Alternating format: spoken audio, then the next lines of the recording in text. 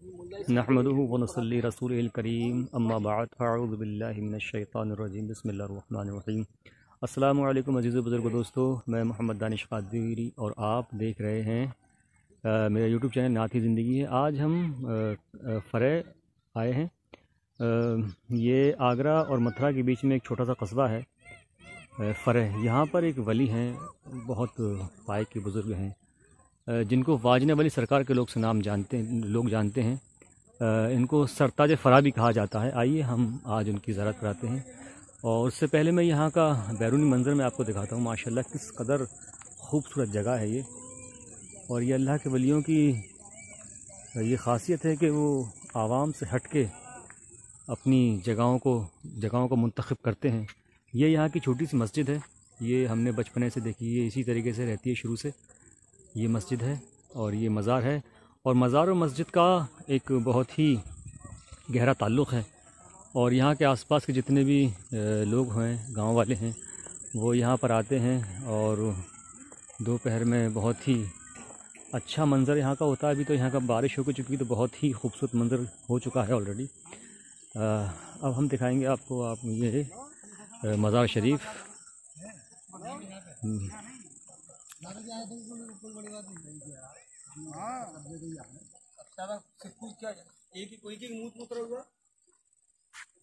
ये हम आ गए सरताज फ़रा। वालेकुम अस्सलाम वरहमतुल्लाहि वबरकातुहू। और नदीम भाई खैरियत है?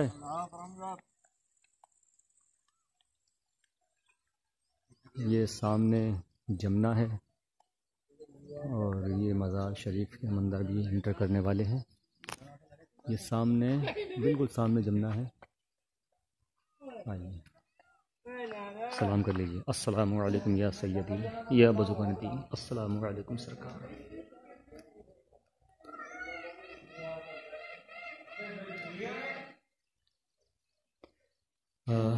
हज़रत की बहुत ही एक कहानी है जिस तरीके से ये मज़ार शरीफ यहाँ पर ज़ाहिर हुए थे। ये मेरे परनाना थे जिनको ख्वाब में बशारत दी गई थी कि यहाँ पर हमारा ये तावीज़ है, मज़ार है, इसको निकालें। ये करीब 500 साल पुरानी बात है और ये मज़ार भी काफ़ी पुराने हैं।